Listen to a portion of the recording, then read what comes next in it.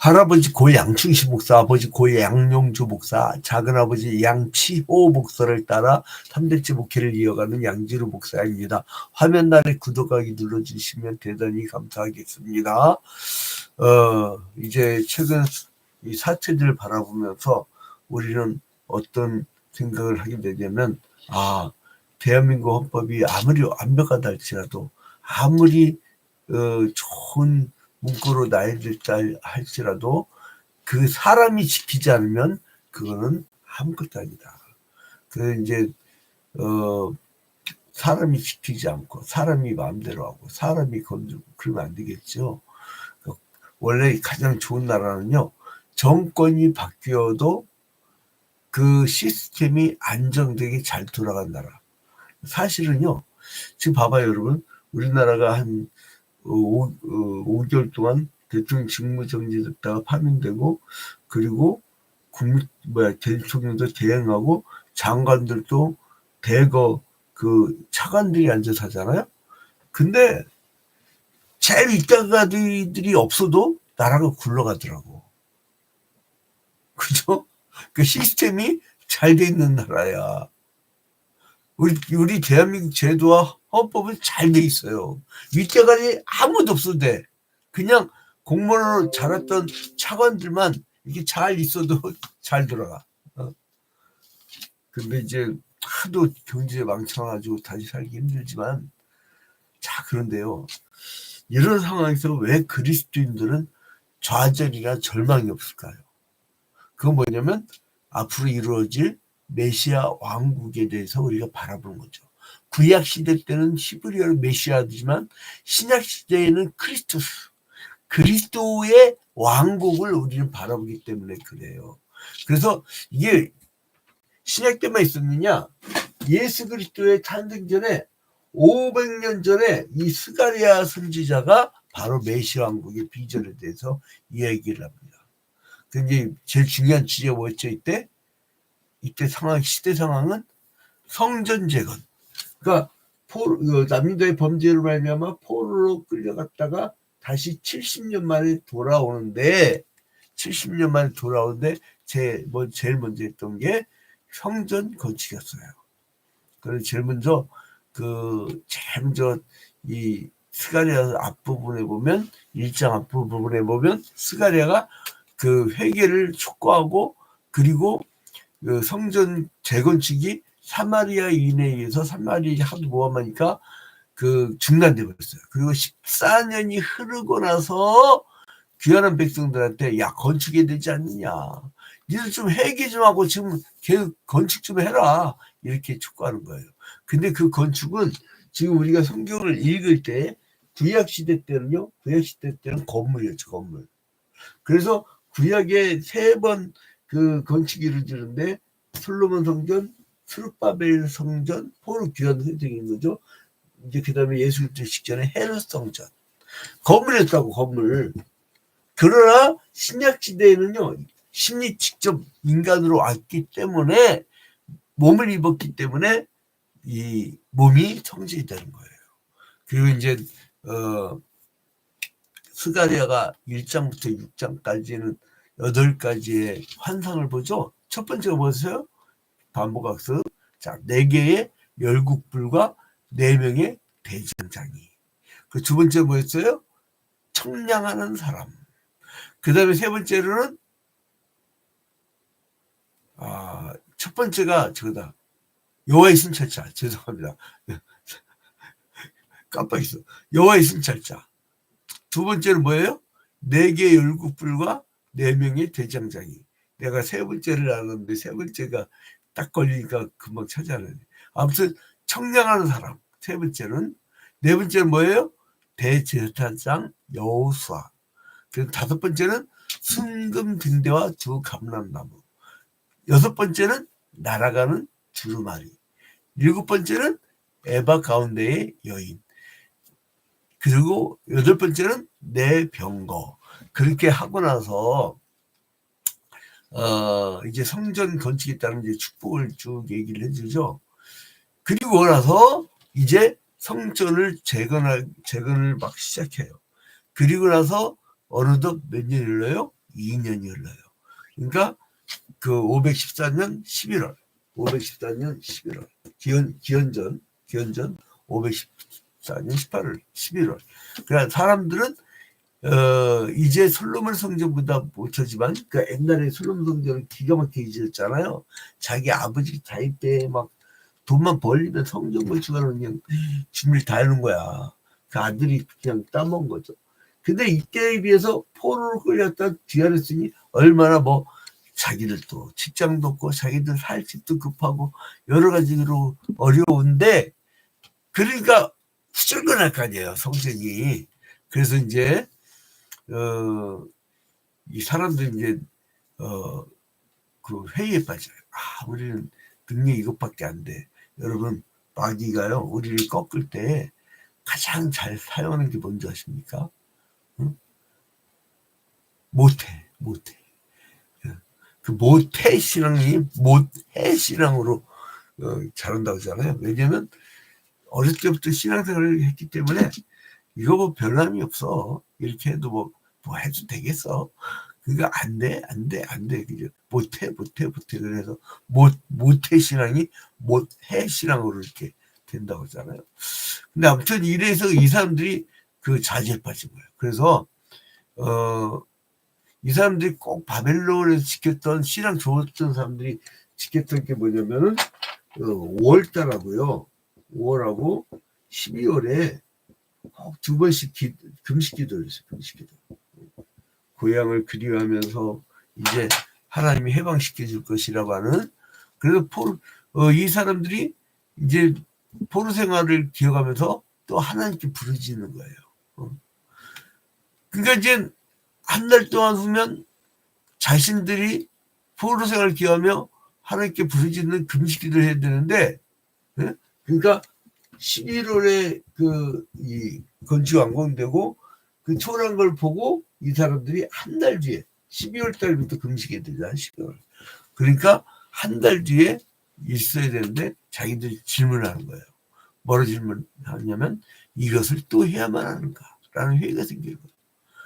그러니까 하나님이 야 니들이 금식을 왜 하니? 이렇게 물어봐요. 하나님이. 그러니까 본인들은 이미 바벨론 포로에서 돌아왔고 성전의 모습도 어느 정도 이제 갖춰갖고 있는 상황에서 더 이상 슬퍼하면서 금식을 해야 될 이유는 없어. 그래서 초라해. 난 안 돼. 해봐야 뭐 되겠어.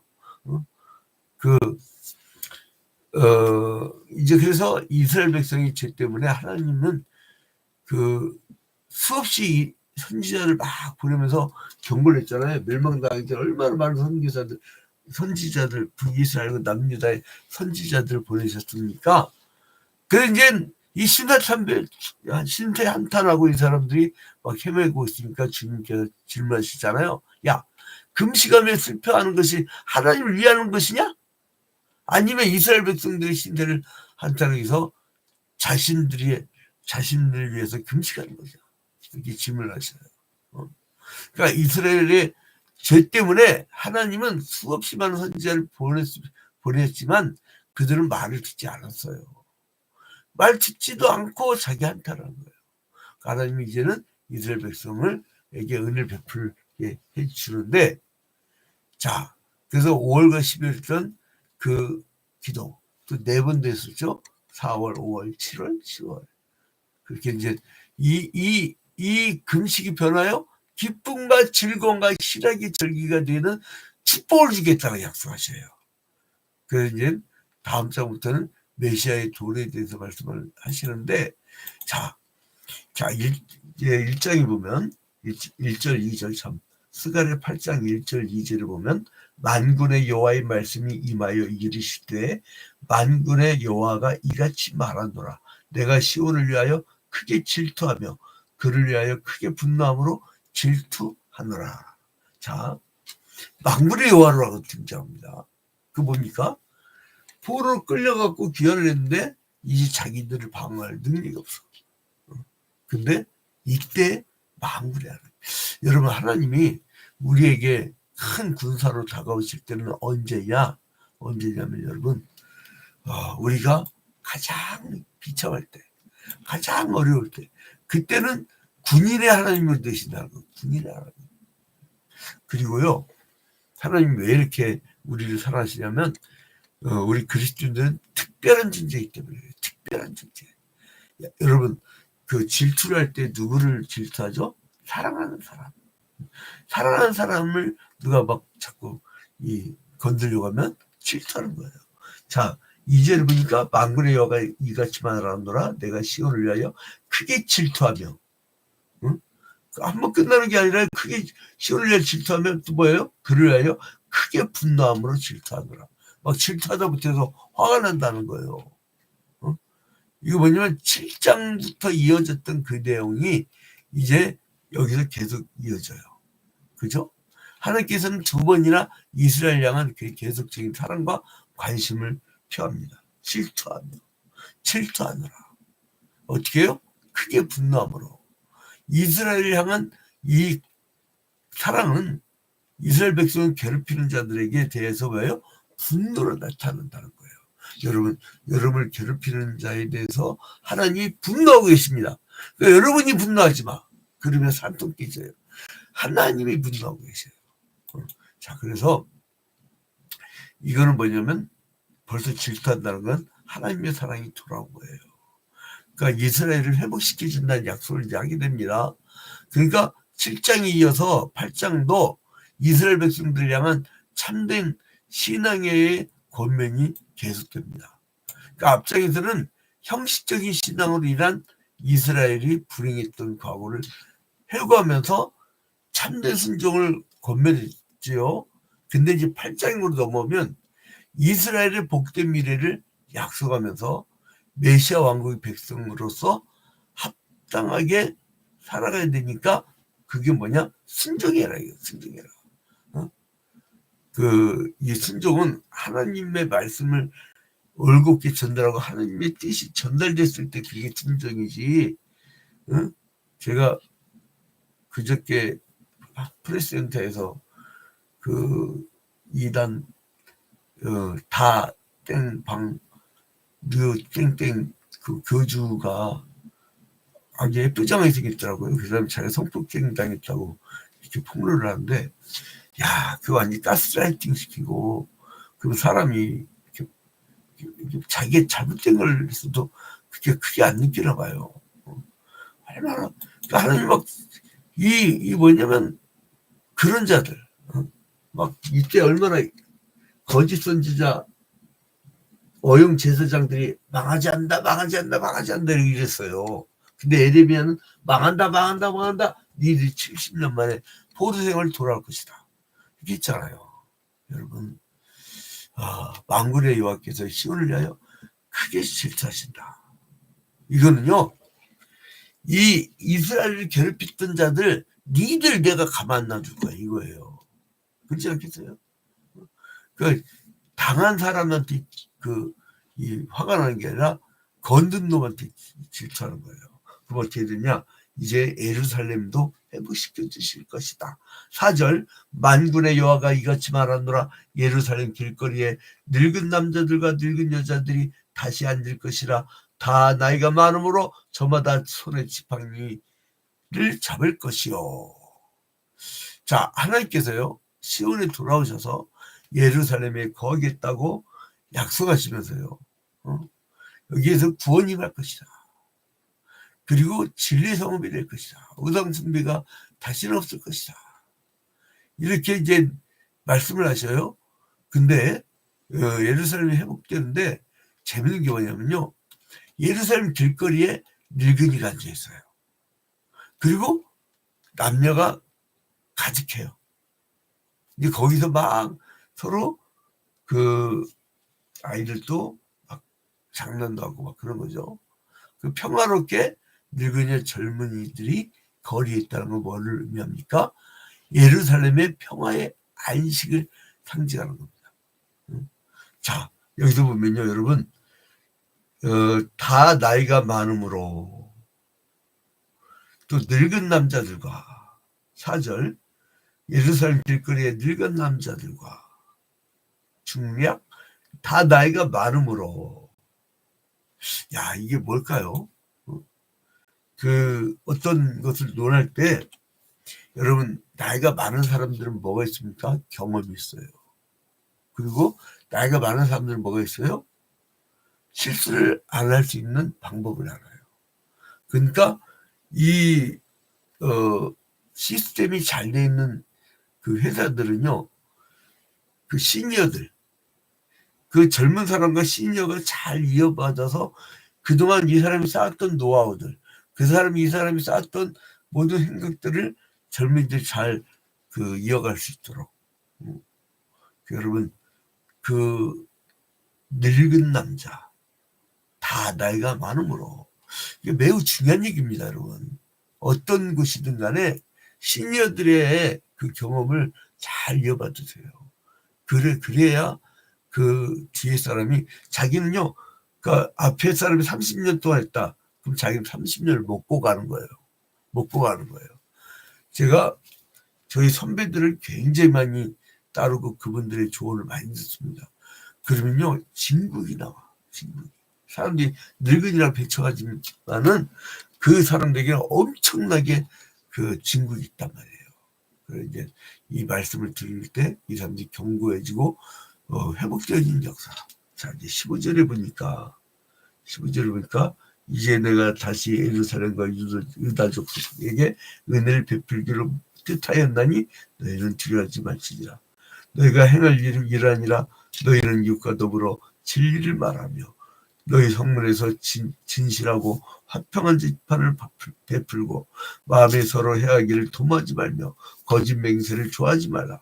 이 모든 일은 내가 미워하는 것이니라. 여호와의 말이니라. 내가 예루살렘을 회복시켜 줄 건데 니들 이 풍성한 은혜를 받고 나서 이제 평화의 날을 꼭 만들어야 된다. 얘기해요. 그리고 이제 그 사방으로부터 많은 열국들이 온다는 거예요. 이 구약 시대까지는 혈통적 이스라엘이 이어져지만 유다 지파로 이어져지만 이 예수 그리스도 이후부터는 이제 사방에 흩어져 있던 사람들이 여기를 몰려와가지고 이제 영적 이스라엘이 된다는 거예요. 지역을 초월해가지고. 그래서 이제 그날에 열국 백성들과 또 언약의 백성들이 함께 거한다는 거예요. 그리고 이스라엘 백성을 구원하시고 그들의 원수를 멸하신 하나님의 역사는 오늘날도 우리에게 적용됩니다. 하나님이요, 우리가 당할 때 질투를 하세요. 그러면 어떻게 해요?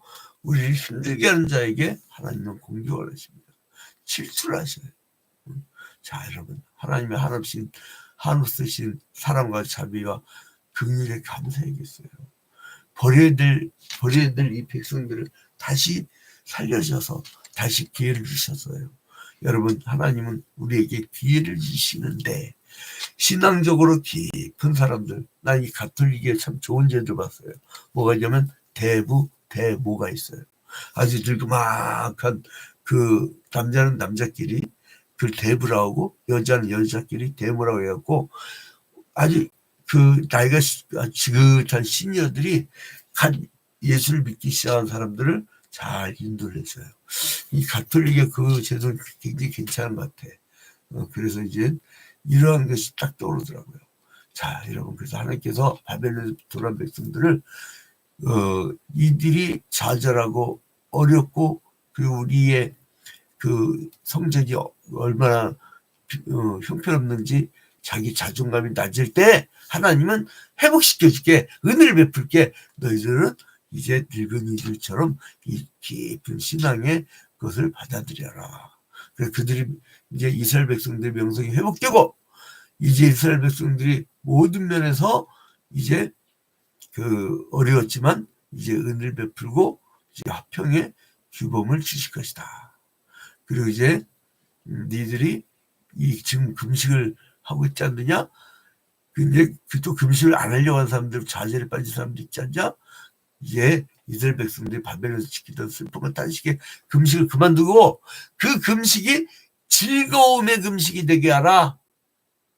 이게 뭡니까? 여러분, 에덴 동산의 에덴의 뜻이 뭐죠? 즐거움이에요. 즐거움. 하나님 나라가 회복되어지고 은혜가 임할 때 즐거움이에요. 여러분, 하나님이 통치하는 것은요, 즐거움의 나라입니다. 에덴 동산이 회복된다? 뭐가 회복된 거예요? 즐거움이 회복된 거예요. 좀 밝고 즐겁게 지내세요.